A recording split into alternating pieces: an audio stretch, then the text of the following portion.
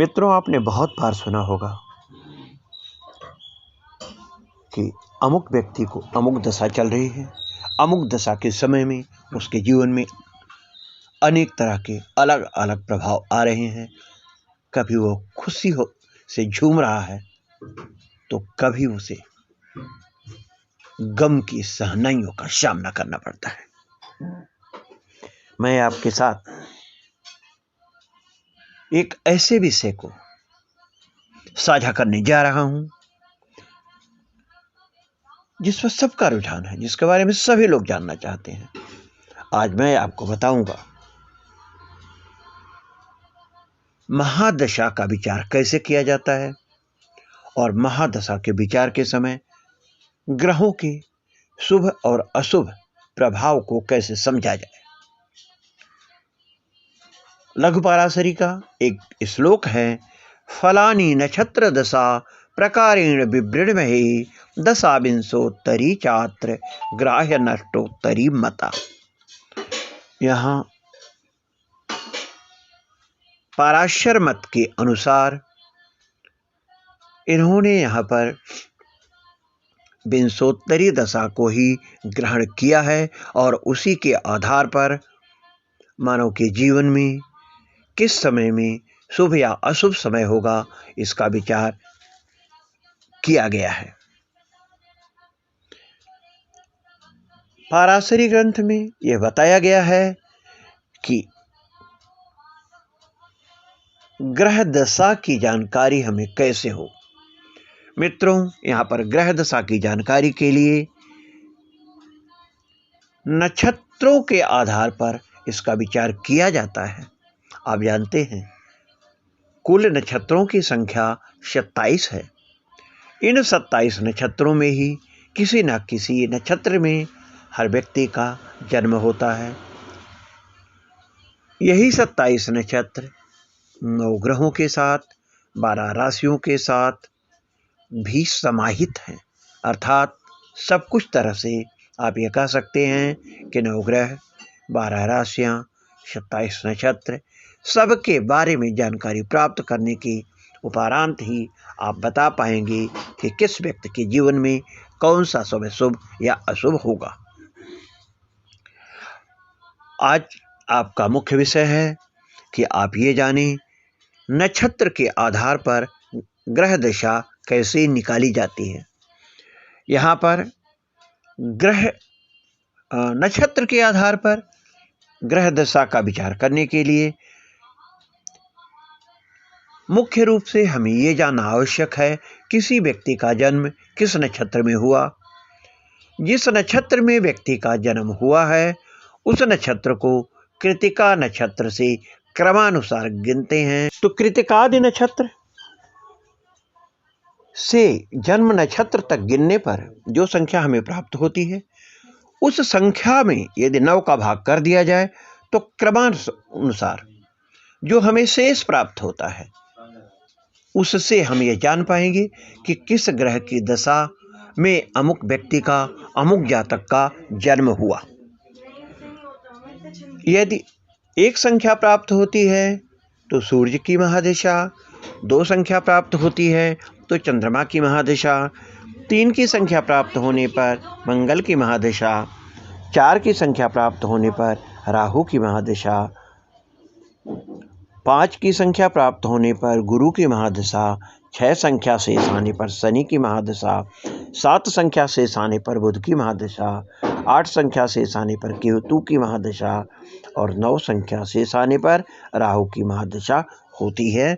जैसा कि आप जानते हैं दशा क्रम का विचार करते समय आ, चम, भू, रा, जी, स, बु, की, सु इसके आधार पर ग्रहों की दशा का विचार किया जाता है और प्रत्येक ग्रह की दशा का मान 10 वर्ष, 6 वर्ष,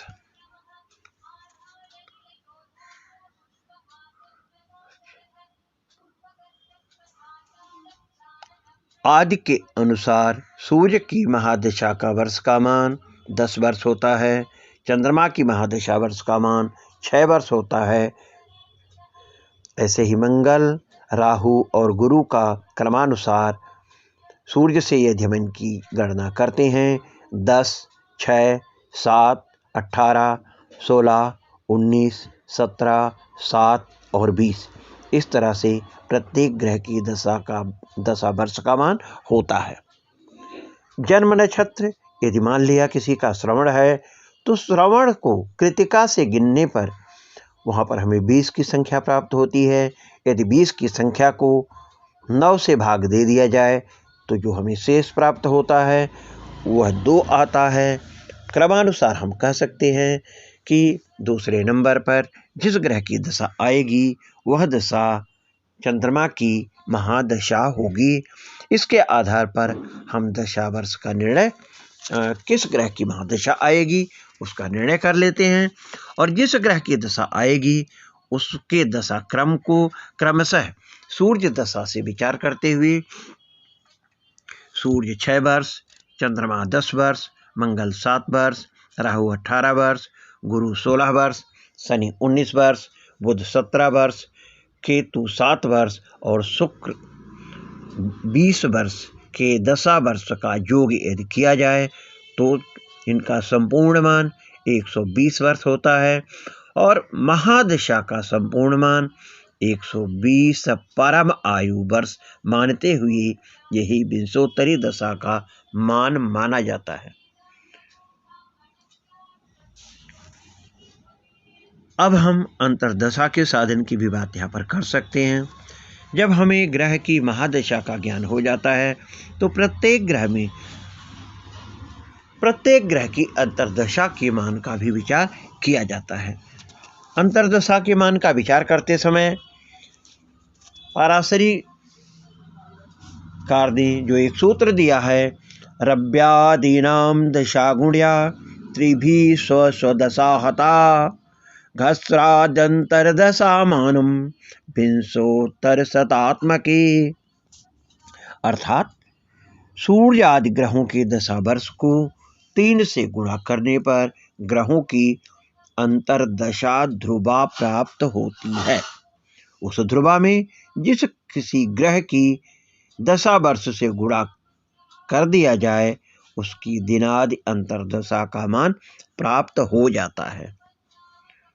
इस तरह से हम दशा और अंतर्दशा का विचार कर सकते हैं। इसके अलावा और भी सिद्धांत ग्रंथों में यह चर्चा आई है, दशा हता कार्या 10 भाग माहरेत जत लब्धम स भवेद मासम 63 निघ्नम दिनम भवेत। इसके आधार पर किसी के जीवन में आने वाली अंतर्दशा का विचार करके हम उसके जीवन में घटने वाले शुभाशुभ फल का विवेचन कर सकते हैं।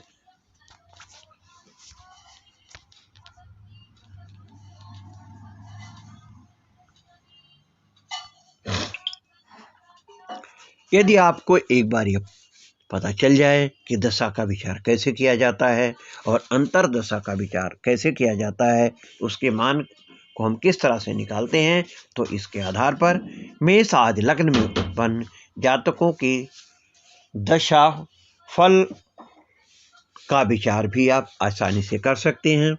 किस ग्रह की महादशा के समय में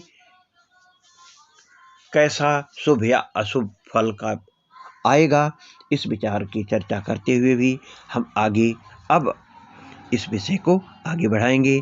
आप अगले वीडियो में ये जान पाएंगे मेष लग्न में उत्पन्न जातक के लिए कौन सा ग्रह शुभ होता है और कौन सा ग्रह अशुभ होता है। धन्यवाद।